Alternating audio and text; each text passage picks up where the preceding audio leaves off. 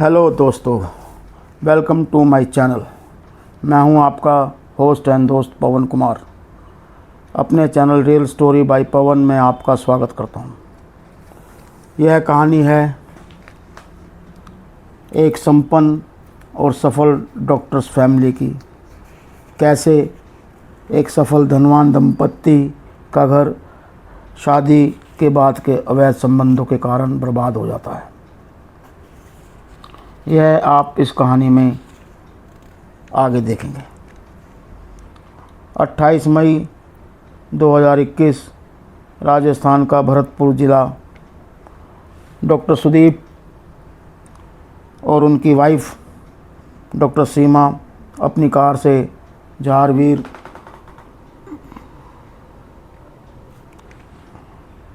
गोगा जी के दर्शन के लिए जा रहे थे। देश भर में लॉकडाउन के कारण सड़कें सुनसान और ट्रैफिक बहुत कम था। शाम के तकरीबन 5 बजे थे कि तभी एक ब्लैक कलर की बाइक उनकी कार को ओवरटेक करके रोकती है। उसके ऊपर 2 लड़के सवार होते हैं, जिसमें से एक ने अपने चेहरे को गमछे से छुपा रखा था और दूसरा बाइक चला रहा था। कार एक झटके से रुक जाती है। तभी गमछे वाला लड़का कार की खिड़की डॉक्टर सुदीप को कार की खिड़की नीचे करने को कहता है। डॉक्टर सुदीप कार की विंडो नीचे करते हैं। तभी वह लड़का रिवॉल्वर से लगातार डॉक्टर सुदीप और उनकी वाइफ के ऊपर गोलियां चलाता है, जिससे डॉक्टर सुदीप की मौके पर ही मौत हो जाती है और डॉक्टर सीमा की भी हॉस्पिटल ले जाते हुए रास्ते में मृत्यु हो जाती है तथा वह दोनों बाइकर्स हवा में गोलियां चलाते हुए फरार हो जाते हैं। यह घटना सीसीटीवी में रिकॉर्ड हो जाती है। जब पुलिस को इस लाइव मर्डर के बारे में पता चलता है तो वह तुरंत एक्शन में आ जाती है और मामले की जांच तेज़ी से शुरू करती है। दिन दहाड़े हुए इस डबल लाइव मर्डर से पुलिस पर भी काफ़ी प्रेशर आता है और वह कई टीमें बनाकर मामले की जांच शुरू करती है। सीसीटीवी की मदद से पुलिस बाइक के ओनर भोलू पहलवान को पकड़ती है। फिर 2 दिन बाद ही यानी 30 मई को बाइक चला रहे महेश को भी गिरफ्तार कर लेती है। पुलिस इन दोनों के बयान लेती है और बयान सुनने के बाद पुलिस को इस डबल मर्डर की असली वजह समझ आती है। असली वजह इतनी डरावनी, खौफनाक और इंसान के शैतानीपन को दिखाती है। जिस दंपत्ति का मर्डर हुआ वह खुद भी ऐसे ही काले कारनामे को अंजाम देकर जी रहे थे। आइए इस कहानी और डबल मर्डर की सच्चाई, असली वजह जानने के लिए थोड़ा पीछे चलते हैं। साल था सन 2015। डॉक्टर सीमा भरतपुर में doctor Shri Ram Gupta memorial hospital में स्त्री रोग विशेषज्ञ थी, जो कि उनका अपना ही हॉस्पिटल था। उनके पति डॉक्टर सुदीप गुप्ता फिजिशियन थे और वह भी इसी हॉस्पिटल में मरीज़ देखते थे और भरतपुर के ही राज बहादुर हॉस्पिटल में अपनी सेवाएं भी देते थे। समय बहुत अच्छा चल रहा था। परिवार में किसी चीज़ की कमी नहीं थी। पैसा, रुतबा, शोहरत, जीवन में सब कुछ हासिल था और उनके 2 बच्चे भी थे, एक लड़का और एक लड़की, यानी परफेक्ट फैमिली। डॉक्टर सीमा अपने हॉस्पिटल के लिए एक काबिल रिसेप्शनिस्ट की तलाश कर रही थी और यहीं पर इस कहानी में एंट्री होती है एक सुंदर और होनहार दीपा गुजर की। उनका एक बेटा भी है, नाम शौर्य। दीपा की शादी 4 साल पहले हुई थी। उसका पति उसे आए दिन शराब पीकर टॉर्चर करता था, इसलिए वह अपने पति से अलग रहती है। वह इस जॉब के लिए अप्लाई करती है, जो कि डॉक्टर सीमा उसकी दुखभरी कहानी सुनकर उस पर दया खाकर उसे यह जॉब दे देती है। अपने व्यवहार और मेहनत से दीपा डॉक्टर दंपति का विश्वास जीत लेती है। दीपा काफ़ी सुंदर और अट्रैक्टिव पर्सनैलिटी की मालिक थी। वह इस जॉब से खुश थी। उसका गुजारा अब ठीक से होने लगा था। डॉक्टर सुदीप अपने इस हॉस्पिटल में मरीज़ देखने के लिए संडे टू संडे आया करते थे। डॉक्टर सुदीप एक व्यवहार कुशल यानी कि बातचीत में बहुत अच्छे व्यक्ति थे। हॉस्पिटल के स्टाफ से उनका दोस्ताना व्यवहार और बातचीत थी। इस बीच उनकी नई नई आई दीपा से भी बातचीत होती है। वह उसकी पर्सनैलिटी से काफ़ी प्रभावित होते हैं। अब वह जब भी हॉस्पिटल आते हैं तो दीपा से मिलना मिस नहीं करते।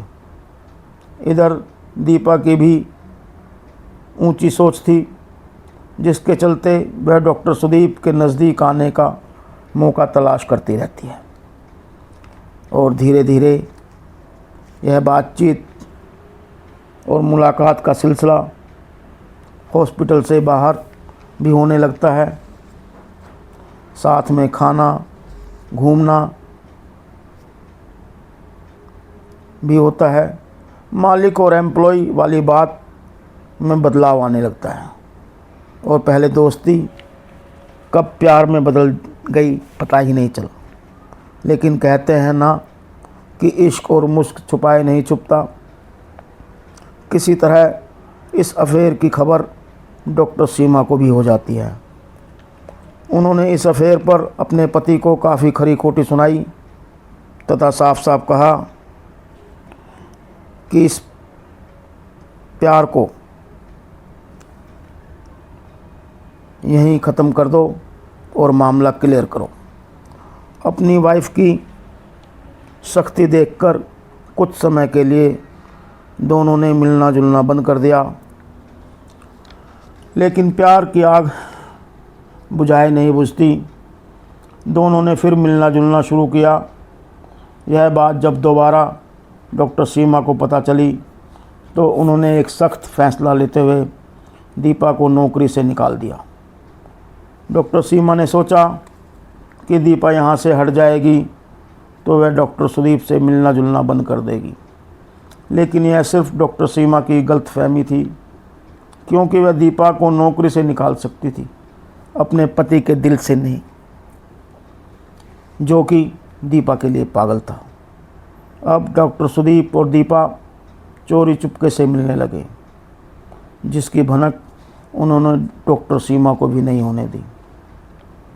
दीपा के नौकरी से निकाले जाने के बाद डॉक्टर सुदीप दीपा का सारा खर्च उठाने लगे। उन्होंने उसके बेटे शौर्य का एडमिशन एक अच्छे स्कूल में करा दिया। धीरे धीरे वक्त बीतने लगा। वक्त बीतने के साथ उनका रिश्ता पति पत्नी की तरह हो गया और दीपा अपने फ्यूचर को देखते हुए एक अलग घर की डिमांड करने लगी। 2018 में सुदीप ने भरतपुर की एक अच्छी लोकेलिटी सूर्या सिटी में दीपा को अपने विला में शिफ्ट कर दिया, जो उसने अपनी वाइफ के नाम से ख़रीदा था। डॉक्टर सीमा को इस बात का पता न चले, इसलिए सुदीप ने सीमा से कहा कि उसने अपना विला एक बैंक मैनेजर को रेंट पर दे दिया। इससे कुछ समय के लिए उनके अफेयर की बात दीपा को पता नहीं चली, डॉक्टर सीमा को पता नहीं चली। इस बात का ध्यान भी रखा कि उनके और दीपा के संबंधों का डॉक्टर सीमा और उसके घर वालों को पता ना चले। दीपा और डॉक्टर सुदीप का मिलना उस विला में कंफर्टेबल होने लगा लेकिन जॉब ना होने के चलते दीपा अपने फ्यूचर के लिए हमेशा चिंता में रहती। अपने और अपने बेटे शौर्य के फ्यूचर को सिक्योर करने के लिए उसने डॉक्टर सुदीप के सामने एक डिमांड रखी, एक हाई क्लास सैलून खोलने की डिमांड। दीपा की डिमांड बढ़ती जा रही थी। डॉक्टर सुदीप इस सब के लिए तैयार नहीं थे। वह दीपा को टालते रहे क्योंकि वह जानते थे कि इस तरह का सैलून खोलने में बहुत पैसा लगता है। अगर इस बात का पता डॉक्टर सीमा को हो जाता तो उसके अपने घर में काफ़ी क्लेश होता। लेकिन इधर दीपा अपनी जिद पर अड़ी हुई थी। आखिरकार डॉक्टर सुदीप दीपा की बात मानकर सैलून खोलने को राज़ी हो जाते हैं। 1 नवंबर 2019 को दीपा का आयशा नाम से सैलून और स्पा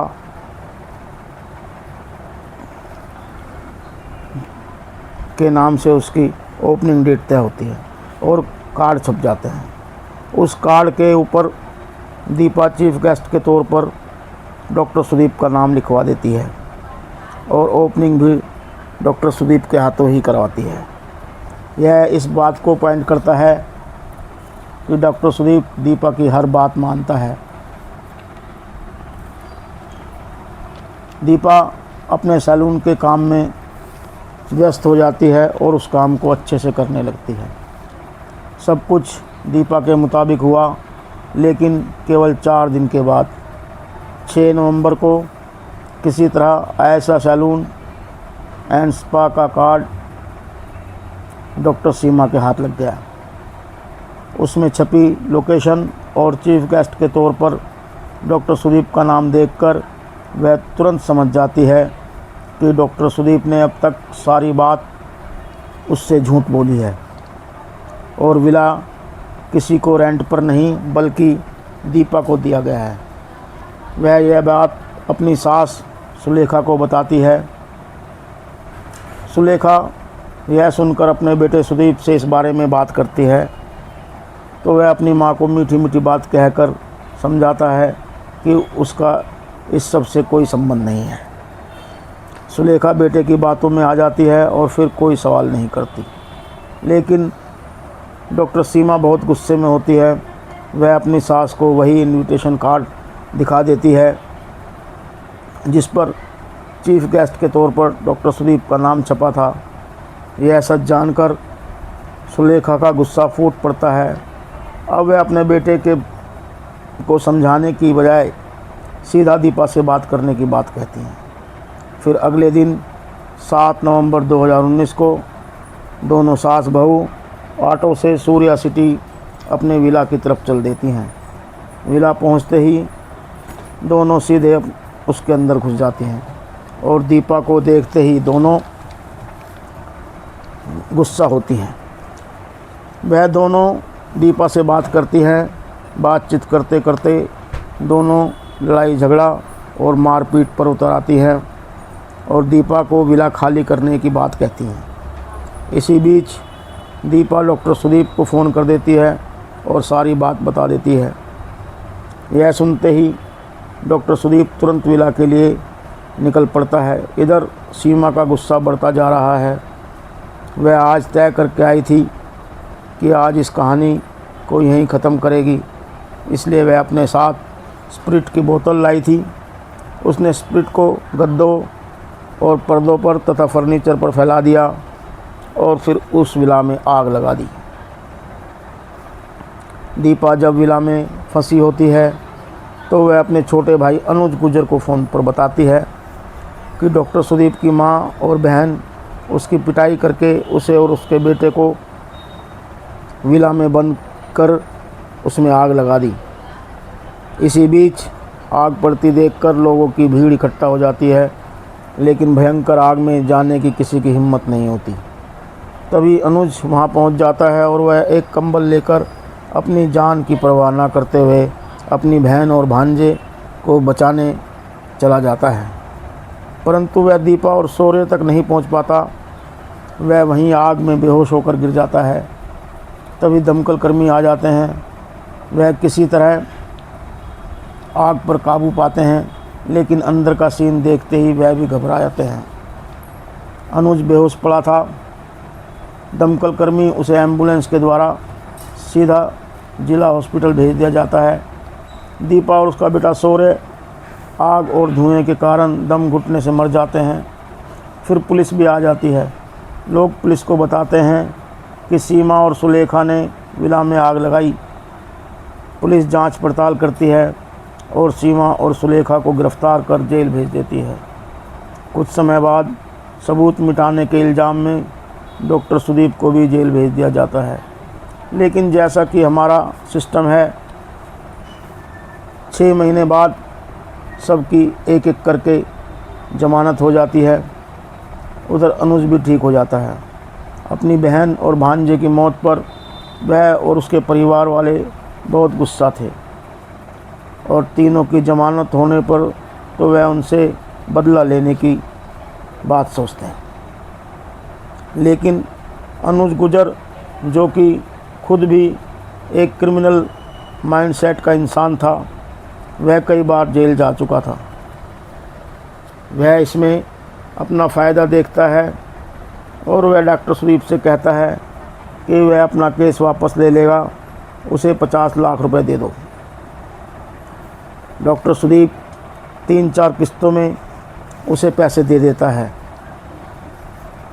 पैसे देने के बाद भी उसका लालच बढ़ता जाता है, तो वह उनसे कुछ समय बाद 1 करोड़ रुपए की डिमांड करता है और वह भी एक ही बार में देने को कहता है तथा डॉक्टर सीमा का हॉस्पिटल भी अपने नाम करने को कहता है, जिसे वह दोनों मना कर देते हैं। इस बात पर वह उन्हें अंजाम भुगतने की धमकी देता है। अनुज एक खतरनाक फैसला करता है। अब वह डॉक्टर दंपत्ति को मारने का निर्णय करता है और इसके लिए वह अपने जीजा दौलत गुजर उर्फ भोलू पहलवान और अपने ममेरे भाई महेश से हेल्प मांगता है। एक और इंसान उनके साथ आता है जो उन्हें छुपाने में मदद करता है। उसका नाम निर्भान सिंह था। अनुज गुजर फिर डॉक्टर दंपत्ति की रेकी करता है कि वह कब कहाँ जाते हैं और फिर 28 मई 2021 को मंदिर जाते समय वह उनकी सरेआम हत्या कर देता है। शुरू में हमने जिस साफे वाले लड़के का जिक्र किया था जो गोली चलाता है, वह यही अनुज गुजर होता है। यह हत्या उसने अपनी बहन और भांजे के बदले में नहीं, बल्कि अपने लालच की पूर्ति ना होने के लिए करता है। पुलिस सारे आरोपियों को अरेस्ट कर लेती है और 13 जून 2021 को अनुज को भी अरेस्ट कर लिया जाता है। फिर सबको जेल भेज दिया जाता है। दोस्तों, डॉक्टर सीमा भी एक माँ थी। उसने एक लेडीज़ और उसके छोटे बच्चे को जिंदा जला दिया। इस पूरी कहानी में जो निर्दोष मारा गया वह था दीपा का लड़का शौर्य, जो मासूम था।